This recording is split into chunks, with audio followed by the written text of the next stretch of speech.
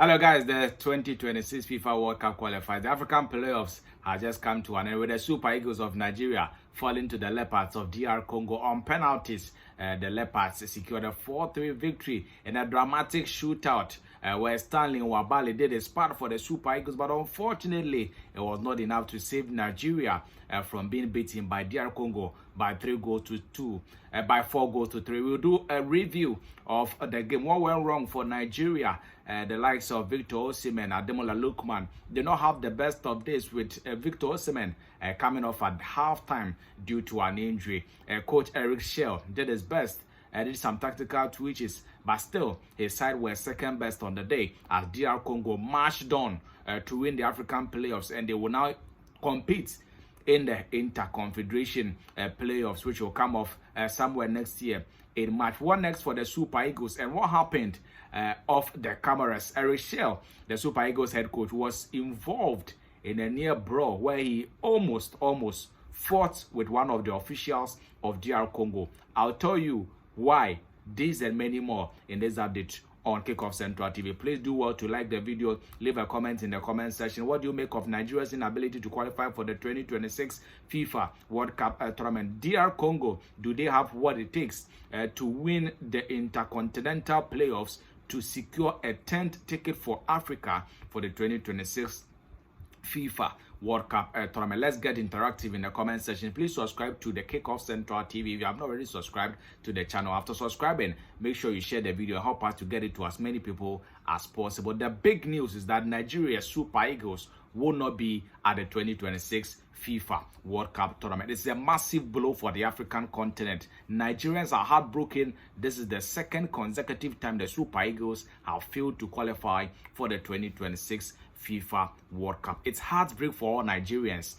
Delight for Ghanaians who have been celebrating on social media. Massive rivalry between the Black Stars and the Super Eagles. The Black Stars will be at the World Cup. The Super Eagles will not be at the World Cup. The Super Eagles will be at the 2025 AFCON. The Black Stars will not be at the 2025 AFCON. So mixed feelings on the internet, on the social media. It's been banter after banter in the last few hours since it was confirmed that the Super Eagles will not qualify for the 2026 FIFA World Cup. But what happened in Rabat on Sunday night was that Nigeria set up determined to beat DR Congo to advance to the Interconfederation playoffs for the 2026 FIFA World Cup. Coach Eric Chelle named a very strong starting 11. Now, if I'm to take you through, this is how the Nigeria Super Eagles line up for that game against DR Congo. Remember, they were favorites coming back from the semi-final where the Super Eagles beat Gabon by 4-1 after extra time. On that match day, Victor Osimhen, the Galatasaray goal poacher, scored a brace after extra time to ensure that Nigeria cruised into the final. Unfortunately, Victor Osimhen was not 100% fit for this game. He was 100% fit, but in the game, he received a knock, and at halftime, he had to be taken off the game in that particular encounter. Now, Nigeria set up very strong. Like I said, Stanley Wabali was always going to be the man to be imposed for the Super Eagles. They went for a 4-3-3 system, which had Zaidu Sanusi, Calvin Bassey, and Sami Ajayi as the center-back pairing. They had Benjamin Fredericks playing as the right-back, and a three-man midfield. There was Alexi Wobi, Winfred Ndidi, and then Onyeka, who was also in there. In the attack, you had Ademola Lookman, Victor Osimhen, and then Chukwueze Samuel. These players were expected to do the job for the Super Eagles to ensure that they beat DR Congo, beat them comfortably, and then advance to the Intercontinental playoffs. Unfortunately, DR Congo also went into the game with a very disciplined team, a team that was well oiled from the back to the attack. They knew what they were about. They played as a unit. They contained the pressure of the Super Eagles. All that they considered very early in the game, they managed to get themselves into the game. They scored, and then they controlled the game for the most part of this crucial encounter. Now, this is how the DR Congo team also set up. They have Impasi in post for them as their goalkeeper. They also play similarly a 4-3-3 formation. You had Aaron Wan-Bissaka playing as the right back, Axel Tuazebe, formerly of Manchester United, partnering with the highly experienced Chancellor Mbemba as the centre-back pairings for the DR Congo defense, and then Masuaku, formerly of West Ham United, playing as the left back. And then they had Mokau, Mutus, and then Sadiki in the midfield three. In the attacking trio, there was Elia, Mbuku, and then Bakambu, the ever tiring workaholic.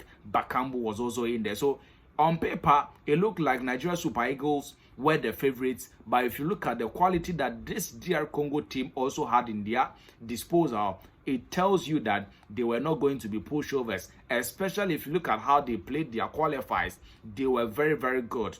Defensively, they were a masterclass and a handful for every opponent that they faced. So yes, the Nigerian Super Eagles scored 4 goals in their semi-final game, with DR Congo scoring just 1. But the fact that the DR Congo side can't defend very well worked in their advantage, managed to give them the edge over the Super Eagles. And at the end of 90 minutes, it was 1-1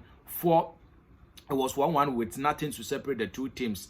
Nigeria scoring first as early as the 3rd minute, when Frank Onyeka's deflected shot ended up in the back of the net of DR Congo. DR Congo in the 32nd minute also scored, with Bakambu providing a very inviting low cross, and then Wilfred Ndidi failing to clear his lines, giving the opportunity to Elia, who said thank you, thumped the ball into the back of the net, giving DR Congo that opportunity to come back into the game, restoring the lead for them. And at 1-1, it was always DR Congo who were going to win. Unfortunately, Nigeria, some of their key players did not have their best day on the night. Samuel Chukwueze, who was very instrumental in that game against Gabon, setting up a goal for Victor Osimhen, was nowhere to be found. He didn't impact the game as he was expected to do. Ademola Lookman, the reigning African player of the year, he was also missing in the game. In the first half,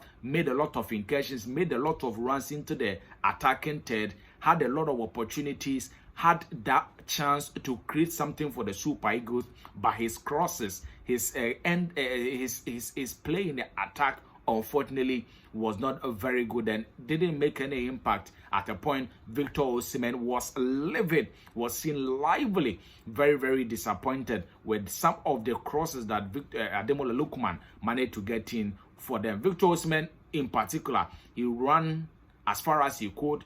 He worked as hard as he could. Unfortunately, if you look at how Nigeria played 120 minutes in the last game, fatigue had set in, and even Victor Osimhen could not play the entire 90 minutes. At halftime, he had to be taken out. Tolu Arokodare came in. Ako Adams also came in the second half. These players did their best, but the DR Congo defense, solid. Absolutely fantastic on the day. They kept Nigerians in their shelves. They dominated the play in terms of the possession. They were the threat. They had a better threat going forward. And even though they could not win the game in the 90 minutes, they could not win the game in 120 minutes. When it came to the penalty shootout, DR Congo looked a better prepared side. Their substitute goalkeeper in the 120th minute, Fayulu, came in, did exceptionally well, saved a few penalties, ensured that DR Congo secured a 4-3 victory over the Super Eagles of Nigeria, ensuring that Nigeria, for the second time, will not be able to represent Africa at the 2026 FIFA World Cup. They missed the 2022 edition of the World Cup because Ghana Black Stars beat them in the final playoff round, and this time around they have failed to secure automatic qualification in the playoff, which was a route that they could have taken to qualify for the 2026 World Cup, has also slipped through their hands. Additionally, the Super Eagles of Nigeria are heartbroken, and that is the most painful aspect.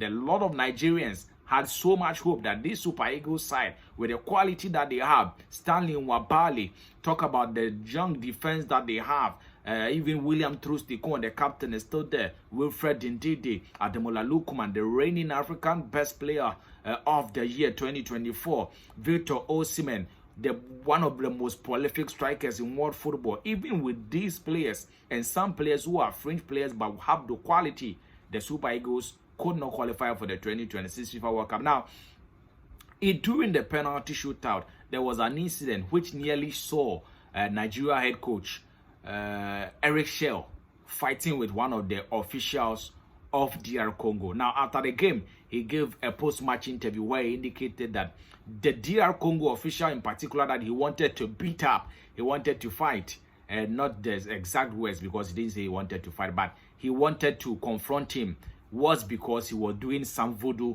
sprinkling some chemicals in the air and all that, and he believes that those things were affecting the penalty kicks of Nigeria, and he wanted to confront the official. Unfortunately, Nigeria were affected by the voodoo, and the DR Congo side managed to get the win over the Super Eagles. And the DR Congo side, massive achievement for them. They have won the African playoffs, will now progress to the intercontinental playoffs, and hopefully they will be able to qualify for the 2026 FIFA World Cup tournament. For now, it is heartbreak for the Super Eagles, who will now look to regroup later next month to finalize preparations for the 2025 Africa Cup of Nations tournament. Remember, that tournament is going to be hosted in Morocco. It is kicking off on December 21st. So throughout Christmas, there will be a lot of African football with the African 2025 AFCON being hosted in Morocco.